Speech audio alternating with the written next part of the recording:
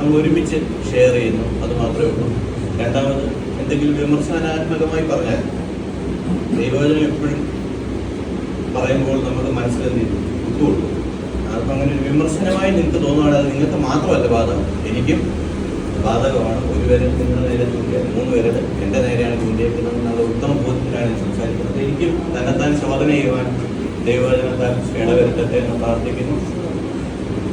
ഇന്ന് ഇവിടെ ആയിരിക്കുന്ന എല്ലാ ദൈവങ്ങളോടും ഒരുമിച്ച് എനിക്കും പ്രത്യേകിച്ച് പപ്പ, ചേച്ചി, പൈതങ്ങൾ, ലിക്സൺ എല്ലാവരോടും ഒരുമിച്ച് ഇവിടെ ആയിരിക്കുന്ന ദൈവമക്കളോട് എല്ലാവരോടും ഒരുമിച്ച് ഒളിപ്പിൽ കൂടി ആയിരിക്കാൻ ദൈവം സഹായിച്ചതിന് സ്വാഗതം ചെയ്യുന്നു. മമ്മി ശാരീരികമായി ബലഹീനമായിരിക്കുന്നു, വീട്ടിലായിരിക്കുന്നത് കൊണ്ട് ചെയ്യാനും കടന്നു വരാൻ സാധിച്ചില്ല.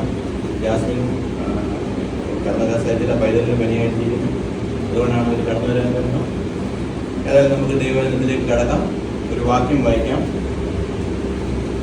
പത്രോസ് എഴുതിയ ലേഖനം, അതിൻ്റെ 2-ാം ലേഖനം 5-ാം അധ്യായം 6-ാം വാക്യം.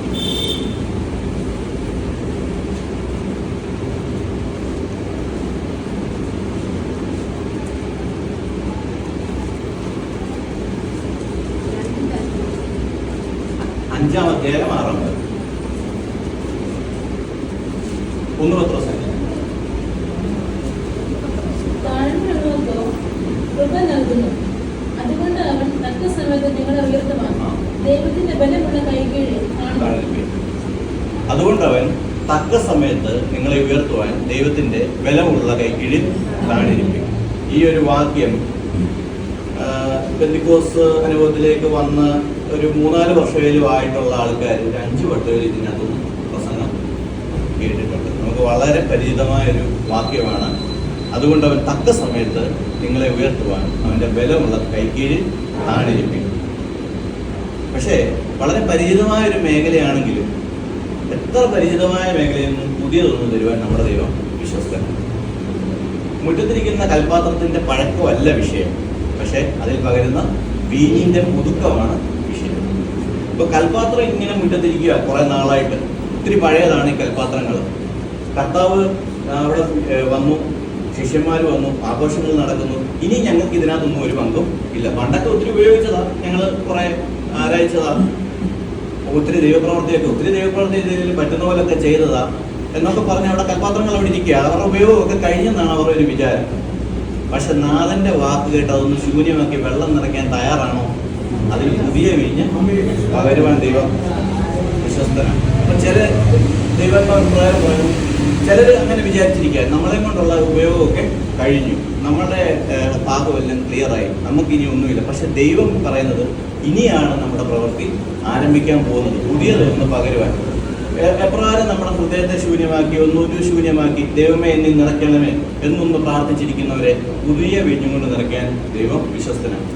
അപ്പൊ ഇത് നിറയ്ക്കുമ്പോഴും ഒരു കാര്യമുണ്ട്. ഈ കൽപാത്രം എല്ലാം വൃത്തിയാക്കി, ആൾക്കാരെല്ലാം വന്ന് വൃത്തിയാക്കി അതിൽ വെള്ളം ഇങ്ങനെ നിറച്ചുകൊണ്ടിരിക്കുമ്പോഴും കൽപാത്രം വൃത്തിയാക്കുമ്പം ഇതങ്ങ് ശരിയാവും, എല്ലാം എന്നെ വീണ്ടും ദൈവം ഉപയോഗിക്കാൻ പോവുക. പക്ഷെ നിറയ്ക്കുന്നത് എന്തുവാ? പച്ച വെള്ളമാണ് നിറയ്ക്കുന്നത്. അപ്പൊ ഇതായിരിക്കും എന്നെ കൊണ്ടുള്ള വരുന്നവർക്ക് കൈ എഴുതാനോ മറ്റെന്തെങ്കിലും ആവശ്യങ്ങൾക്ക് ഉപയോഗിക്കാനായിരിക്കും. അങ്ങനെയെങ്കിൽ അങ്ങനെ എന്നും പറഞ്ഞൊന്ന് സമർപ്പിച്ച കൽപാത്രം അവിടെ താന്നു കൊടുത്തപ്പോൾ ദൈവത്തിന് അത്ഭുതം ചെയ്യാൻ ഒരൊറ്റ നിമിഷം മതി. നമ്മളിപ്പോൾ വായിച്ച വാക്യത്തോട് ബന്ധപ്പെട്ട് നോക്കുകയാണെങ്കിൽ തക്ക സമയത്ത് ഒരു നൊടിയുടെ നിമിഷം കൊണ്ട് ഈ വെള്ളം എന്തായി മാറി? വീഞ്ഞായി മാറി. അങ്ങനെ നമ്മളൊന്ന് ഏൽപ്പിച്ചു കൊടുത്താൽ ഒരു പുതിയ വീഞ്ഞിന്റെ അനുഭവം പകരുവാൻ നമ്മുടെ ദൈവം വിശ്വസ്തനാണ്. അതുകൊണ്ട് തന്നെ നമുക്ക് ആ പരിചിതമായ വാക്യത്തിലേക്ക് ഒന്ന് കടന്ന് ചിന്തിക്കാം. ഞാൻ പറഞ്ഞല്ലോ, ഒരു പ്രസംഗമായിട്ടല്ല പറയാൻ ഉദ്ദേശിക്കുന്നത്.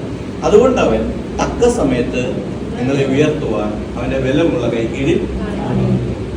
അപ്പൊ അതൊന്ന് പഠിക്കാം. അതുകൊണ്ട് അവൻ ആരാ? യേശു ക്രിസ്തു നമ്മളെ തക്ക സമയത്ത്, ഈ തക്ക സമയം എന്നൊരു ഭാഗമാണ് ഞാനിവിടെ പറയുവാൻ ആഗ്രഹിക്കുന്നത്. തക്ക സമയത്ത് നിങ്ങളെ ഉയർത്തുവാൻ. എന്താണ് ഈ ഉയർച്ച? ദേവദാസന്മാർ പല രീതിയിൽ ഇതിനെ വ്യാഖ്യാനിച്ച് കണ്ടിട്ടുണ്ട്.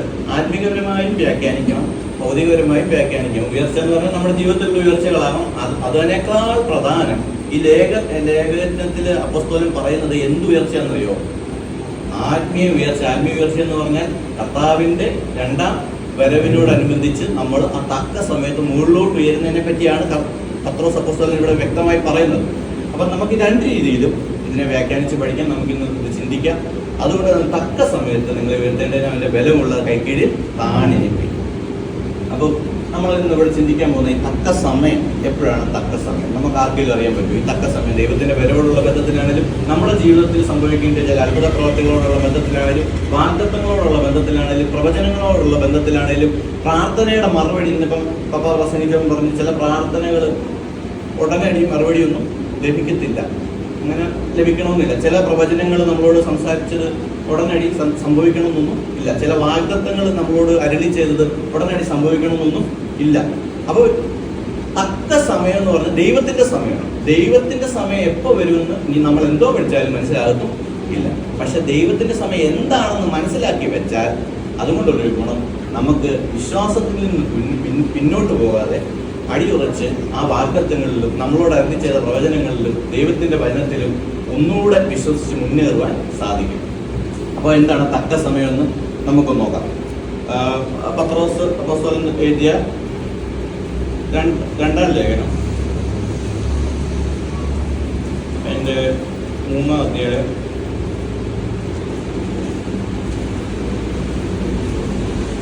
8-ാം വാക്യം.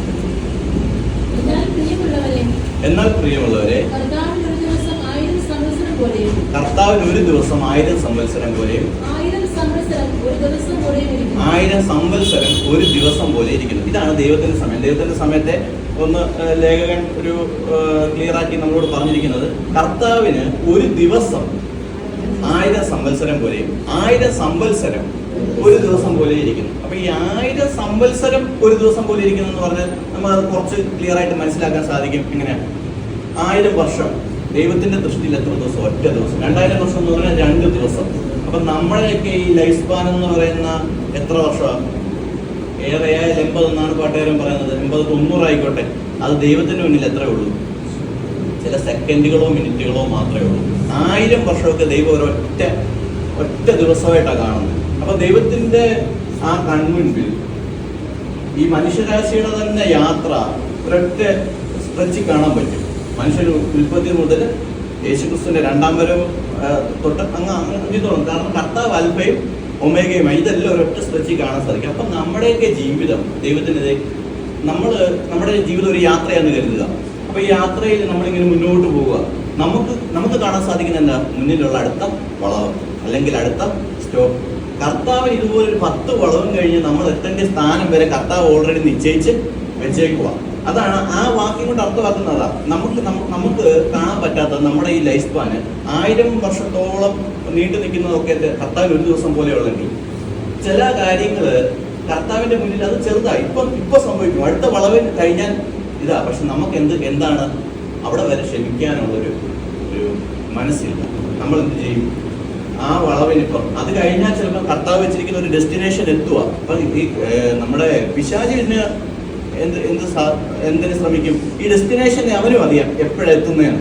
അതിനു മുമ്പ് നമ്മളെ അവിടെ നിന്നും മാറ്റാൻ വേണ്ടി ആകുന്നവൻ ശ്രമിക്കും. അപ്പൊ നമ്മൾ ഈ പല പ്രയത്നങ്ങളാൽ ചില പ്രവചനങ്ങൾ, ചില വാഗ്ദത്തങ്ങൾ, ചില അരുളപ്പാടുകളൊക്കെ താമസിക്കും. അതിന് കർത്താവിനറിയാം അതിന്റെ ഡെസ്റ്റിനേഷൻ എപ്പോഴാണ്. പക്ഷെ നമ്മൾ അതിനു മുമ്പ് ഒരു കുറെ ദൂരമൊക്കെ പോകും.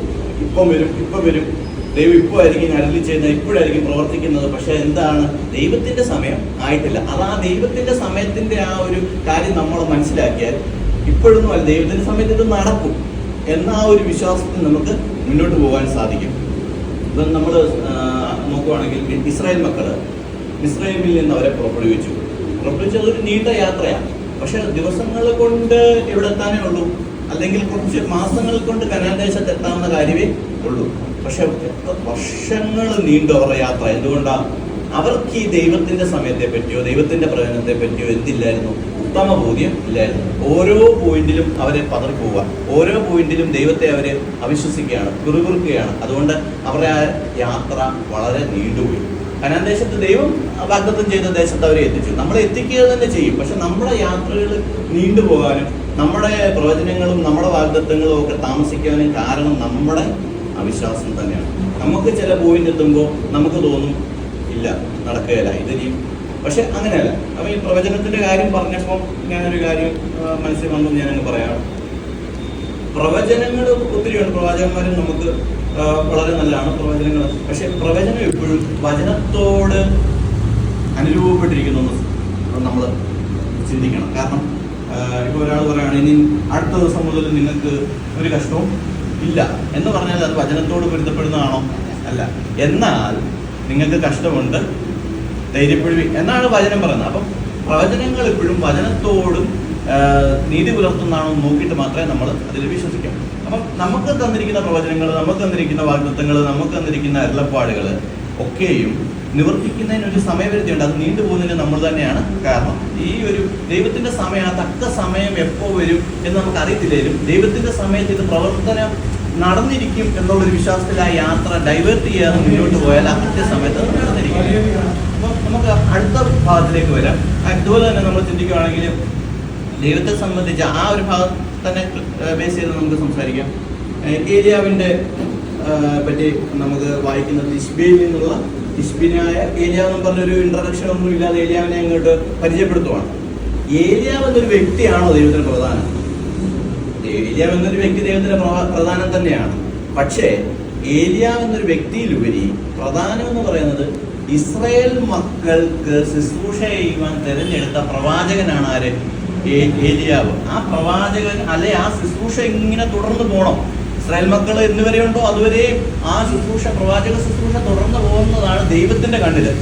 ഏലിയാവിൽ നിന്ന് തുടങ്ങി എലീശ അങ്ങനെ അത് പോയി, പ്രവാചകന്മാരിലേക്ക് അത് നീണ്ടുപോയി.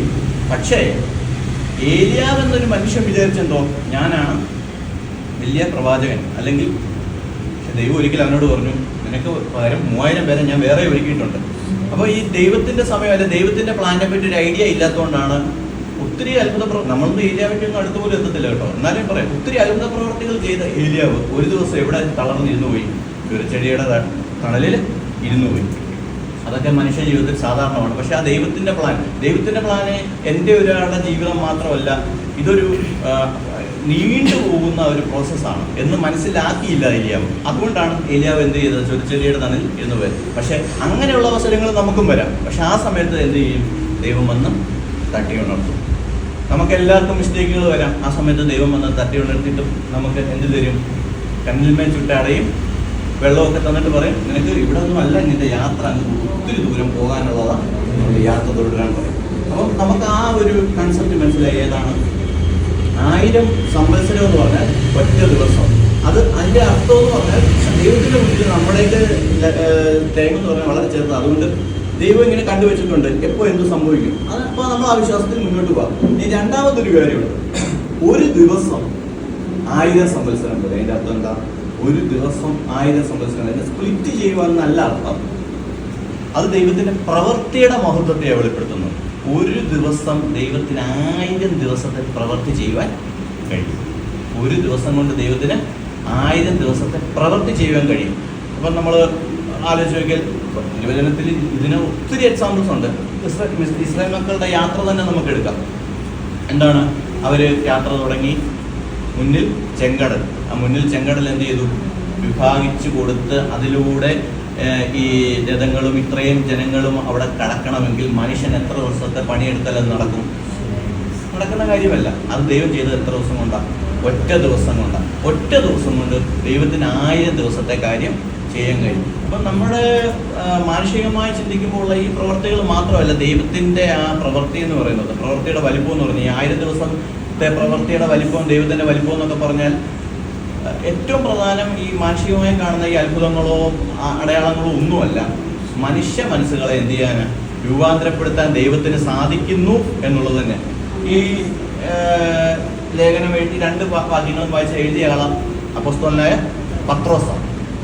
പത്രോസിന്റെ ജീവിതം തന്നെ എടുത്താൽ, പത്രോസിന്റെ ജീവിതത്തിൽ യഥാർത്ഥത്തിൽ ആ ഒരു സമയം ദൈവം വളരെയധികം അത്ഭുതം ചെയ്ത ഒരു സമയം എപ്പോഴാണ് വന്നതെന്നറിയാമോ? ആദ്യമായി കണ്ടുമുട്ടിയപ്പോഴല്ല. ആദ്യമായി നമ്മളും ദൈവത്തെ അറിഞ്ഞു, കണ്ടുമുട്ടി. ആദ്യമായി ഞാൻ നിങ്ങളെ എന്ത് ചെയ്യും, മനുഷ്യരെ പിടിക്കുന്നവരാക്കും എന്നും പറഞ്ഞ് പത്രോസിനെ ആ പടകിൽ നിന്ന് വിളിച്ചിറക്കി യേശു കർത്താവിനോടൊപ്പം ഒരുമിച്ച് നടന്നു. എന്നിട്ട് യേശു കർത്താവിനെ പിടിച്ചുകൊണ്ട് പോകാൻ നേരത്ത് അവൻ ഒരു വാളെടുത്ത് വെട്ടി ഒരുത്തൻ്റെ ചെവി അറുത്തിട്ടു. അതിനുശേഷം എന്ത് പറഞ്ഞു? ഞാൻ നിനക്ക് വേണ്ടി മരിക്കാനും തയ്യാറാന്ന് പറഞ്ഞ ഈ പത്രോസിനോട് കർത്താവ് എന്ത് പറഞ്ഞു? കോഴി കൂന്നതിന് മുമ്പേ നീ എന്നെ 3 വട്ടം തള്ളി പറയുമെന്ന് പറഞ്ഞു. ഇതൊക്കെ സംഭവിക്കാം. നമ്മൾ കാര്യം പത്രോസ് ആയതുകൊണ്ടാണ് പത്രോസ് അത്രയിലും പോയത്. മറ്റു ശിഷ്യന്മാരെല്ലാം ഓടിപ്പോയപ്പോൾ പത്രോസിന് ഇത് പറയേണ്ട സാഹചര്യം എപ്പോഴാണ് വന്നതെന്നറിയോ? യേശുവിനെ ആരും അറിയാതെ പിൻഗമിച്ചുകൊണ്ടാണ് അവന് 3 വട്ടം തള്ളി പറയേണ്ടി വന്നത്. അങ്ങനെ യേശുവിനെ തള്ളി പറഞ്ഞെങ്കിലും വീണ്ടും യേശുവിന് എന്തെന്നറിയാനുള്ള ഒരു ആകാംക്ഷയോടെ പത്രോസ് മുന്നോട്ട് പോയി. ഇതൊന്നുമല്ല പത്രോസിന്റെ ജീവിതത്തിലെ ടേണിംഗ് പോയിന്റ്. ഇതൊന്നുമല്ല. യേശു കർത്താവ് മരിച്ചവരുടെ ഇടയിൽ നിന്ന് ഉയർത്തെഴുന്നേറ്റ് ശിഷ്യന്മാർക്ക് പ്രത്യക്ഷനായി. അതുമല്ല ടേണിംഗ് പോയിന്റ്. എവിടെ വെച്ചാണെന്നറിയാവോ? നമുക്കൊന്ന് വായിക്കാം. യോഹന്നാന്റെ സുവിശേഷം 21-ാം അധ്യായം അതിന്റെ 15 മുതലുള്ള വാക്യങ്ങൾ. അവർ പ്രാതൽ കഴിച്ച ശേഷം യേശു ശീമോൻ പത്രോസിനോട്, യോഹന്നാന്റെ മകനായ ശീമോനെ, നീ ഇവരിൽ അധികമായി എന്നെ സ്നേഹിക്കുന്നുവോ എന്ന് ചോദിച്ചു. അതിന് അവൻ, ഉവ്വ് കർത്താവേ, എനിക്ക് നിന്നോട് പ്രിയമുണ്ട് എന്ന് നീ അറിയുന്നുവല്ലോ എന്ന് പറഞ്ഞു. എന്റെ കുഞ്ഞാടുകളെ മേയ്ക്ക എന്ന് അവൻ അവനോട് പറഞ്ഞു. രണ്ടാമതും അവനോട്, യോഹന്നാന്റെ മകനായ ശീമോനെ, നീ എന്നെ സ്നേഹിക്കുന്നുവോ എന്ന് ചോദിച്ചു. അതിനവൻ, ഉവ്വ് കർത്താവേ, എനിക്ക് നിന്നോട് പ്രിയമുണ്ട് എന്ന് നീ അറിയുന്നുവല്ലോ എന്ന് പറഞ്ഞു. എന്റെ ആടുകളെ പാലിക്ക എന്ന് അവൻ അവരോട് പറഞ്ഞു. മൂന്നാമത് അവരോട്, യോഹന്നാന്റെ മകനായ ശീമോനെ, നിനക്ക് എന്നോട് പ്രിയമുണ്ടോ എന്ന് ചോദിച്ചു. എന്നോട് പ്രിയമുണ്ടോ എന്ന് മൂന്നാമത് ചോദിക്കാൻ പത്രോസ് ചോദിച്ചു. കർത്താവേ, നീ സകലവും അറിയുന്നു, എനിക്ക് നിന്നോട് പ്രിയമുണ്ട് എന്നും നീ അറിയുന്നു എന്ന് അവരോട് പറഞ്ഞു. ഇവിടെ നമ്മൾ വായിക്കുന്നത് ഇതാണ് പത്രോസിന്റെ ജീവിതത്തിലെ യഥാർത്ഥമായ ടേണിംഗ് പോയിന്റ്. യേശു കർത്താവ് പത്രോസിനോട് 3 വട്ടം ചോദിച്ചു, നീ എന്നെ സ്നേഹിക്കുന്നു? ആദ്യത്തെ വട്ടം പറഞ്ഞു, ഉവ്വ് കർത്താവേ, ഞാൻ നിന്നെ സ്നേഹിക്കുന്നു. രണ്ടാമത്തെ വട്ടം പറഞ്ഞു, ഉവ്വ് കർത്താവേ, ഞാൻ നിന്നെ സ്നേഹിക്കുന്നു. മൂന്നാമത്തെ വട്ടം ചോദിച്ചപ്പോൾ പത്രോസ് എന്തോ പറഞ്ഞു? നീ സകലവും അറിയുന്നു, എനിക്ക് നിന്നോട് പ്രിയമുണ്ട് എന്നും അറിയുന്നു. അപ്പം യേശു കർത്താവിനും അറിയാം എന്നാണ്, പത്രോസിന് സ്നേഹമുണ്ടെന്നൊക്കെ അറിയാം. പക്ഷെ എന്തിനാണ് ഈ 3 വട്ടം ചോദിച്ചത്?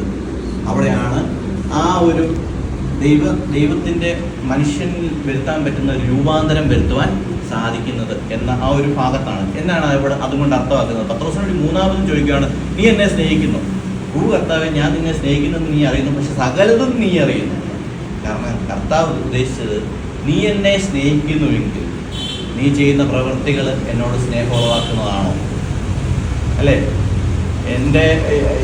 എൻ്റെ സാക്ഷ്യം നിങ്ങളെ അറിയിക്കുക എന്നുള്ള ആ ഒരു കൽപ്പന വിട്ട് വീണ്ടും ഉയർത്തെഴുന്നേറ്റ യേശുവിനെ കണ്ടതിന് ശേഷവും വീണ്ടും അവൻ എന്തിനാണ് പോയേക്കുന്നത്? മീൻ പിടിക്കാനാണ് പോയത്. സ്നേഹമുണ്ട്, പക്ഷെ 3 വട്ടം ചോദിച്ചതിൻ്റെ അർത്ഥം എന്നാ? നീ ചെയ്യുന്ന കാര്യം എന്നോട് സ്നേഹമുള്ളത് ആണോ? ഈ ഒരൊറ്റ വാക്കുകൊണ്ട് എന്തു ചെയ്തു? പത്രോസ് മാനസാന്തരപ്പെട്ടു. ഇതും ദൈവത്തിൻ്റെ ഒരു വലിയ പ്രവൃത്തിയാണ്. ഒരു ദിവസം കൊണ്ട് ദൈവം ഒരു മനുഷ്യൻ്റെ മനസ്സിനെ രൂപാന്തരപ്പെടുന്നത് നമ്മളൊക്കെ എത്ര നാൾ ശ്രമിച്ചാലും സാധിക്കുകയില്ല. അപ്പം അവിടെ ഒരു വലിയ അത്ഭുത പ്രവൃത്തി നടക്കുകയാണ്. ഇതാണ് ഒരു ദിവസം കൊണ്ട് ദൈവം 1000 ദിവസത്തെ പ്രവൃത്തി ചെയ്തു കളയും. അതിനെയാണ് ആ വാക്യം കൊണ്ട് അർത്ഥമാക്കുന്നത്. അപ്പോൾ ഇത് രണ്ടും കൂടെ ഒന്ന് ഒന്നിച്ച് വായിച്ചേ. ആദ്യം പറഞ്ഞു 1000 സംവത്സരം ഒരു ദിവസം പോലെ ഇരിക്കും. അതൊരു ദൈവത്തിൻ്റെ മുന്നിലുള്ള ടൈം സ്പാനെയാണ് കാണിക്കുന്നത്. നീണ്ടു പോകുന്നു. അത് നമ്മുടെയൊക്കെ ലൈഫ് ഏതോ ഒരു ഇത്ര ഷോർട്ട് പീരീഡേ ഉള്ളൂ. അതിൻ്റെ ഏതോ ഒരു പോയിന്റ് വെച്ച് ദൈവം നമുക്ക് ഒരു ദിവസം 1000 ദിവസത്തെ പ്രവൃത്തി നമ്മുടെ ജീവിതത്തിൽ ഒരു അത്ഭുതം ചെയ്യും. അതിനെയാണ് എന്ത് പറയുന്നത്? തക്ക സമയം. അപ്പൊ ഈ ഒരു ദൈവത്തിന്റെ സമയത്തെ പറ്റിയുള്ളൊരു കാഴ്ചപ്പാട് നമുക്കുണ്ടെങ്കിൽ ദൈവം നമ്മളോട് അരുളി ചെയ്ത അരുളപ്പാടുകളും വാഗ്ദത്തങ്ങളും പ്രവചനങ്ങളും നിവർത്തിക്കുന്നതിന് യാതൊരു തടസ്സവും കൂടാതെ നമുക്ക് വിശ്വാസത്തോടെ മുന്നേറുവാൻ സാധിക്കും. ഇതാണ് നമ്മൾ ആ ചിന്തിച്ച ഭൗതികപരമായ ആ വാക്യത്തിന്റെ അർത്ഥം. അതുകൊണ്ട് അവൻ തക്ക സമയത്ത് നിങ്ങളെ ഉയർത്തേണ്ടതിന് അവൻ്റെ ബലമുള്ള കൈക്കരി. തക്ക സമയം എന്ന് പറഞ്ഞാൽ എന്നാന്ന് നമ്മൾ ചിന്തിച്ചു കഴിഞ്ഞു. ഇനി ഉയർച്ച എന്നുള്ളത് കൊണ്ട് ലേഖകൻ അർത്ഥമാക്കുന്നത് കൃത്യമായി പറഞ്ഞാൽ എന്താണ്? കർത്താവിൻ്റെ വരവെങ്കിലുള്ള ഉയർച്ചയാണ്. അതാണ് യഥാർത്ഥത്തിൽ ഈ തക്ക സമയം കൊണ്ട് ഉദ്ദേശിക്കുന്നത്. ഈ നീണ്ടു കിടക്കുന്ന ഈ 1000 സംവത്സരങ്ങളും 2000 സംവത്സരം, ഇപ്പം കർത്താവ് പോയിട്ട് 2000-ത്തിലധികം സംവത്സരങ്ങളായി. ഇതിങ്ങനെ നീണ്ടു പോയിക്കൊണ്ടിരിക്കുക. പക്ഷെ ഏതോ ഒരു പോയിന്റ് വെച്ച്, ദൈവത്തിന് മുന്നിൽ 2 ദിവസമായതേ ഉള്ളൂ, ഏതോ ഒരു പോയിന്റ് വെച്ച് ഒരു 1000 ദിവസത്തെ പ്രവൃത്തി, 1000 വർഷത്തെ പ്രവൃത്തി, ദൈവം 1000 വർഷത്തെ ഒന്നും അല്ലത്. അതെന്താണ് അവിടെ നടക്കാൻ പോകുന്നത്? കർത്താവിൻ്റെ 2ാം വരവ് നടക്കും. ഈ കർത്താവിൻ്റെ 2ാം വരവിൽ നടക്കുന്ന പ്രവൃത്തി എന്ന് പറഞ്ഞാൽ നമ്മുടെ ഈ മനുഷ്യർ 10,000 വർഷം എടുത്ത് സയൻറ്റിസ്റ്റുകളൊക്കെ ഒരുമിച്ച് ചിന്തിച്ചാൽ പോലും നടക്കാത്തത്ര ഒരു പ്രവൃത്തിയാണ്. നൊടിയിട കൊണ്ട് നമ്മളൊക്കെ രൂപാന്തരം പ്രാപിച്ച് എവിടെ ചെല്ലും? ദൈവത്തോട് ഒപ്പം ചെല്ലും. അത് നമുക്കതൊന്ന് വായിക്കാം. 1 Thessalonians 4:10. 16, 17.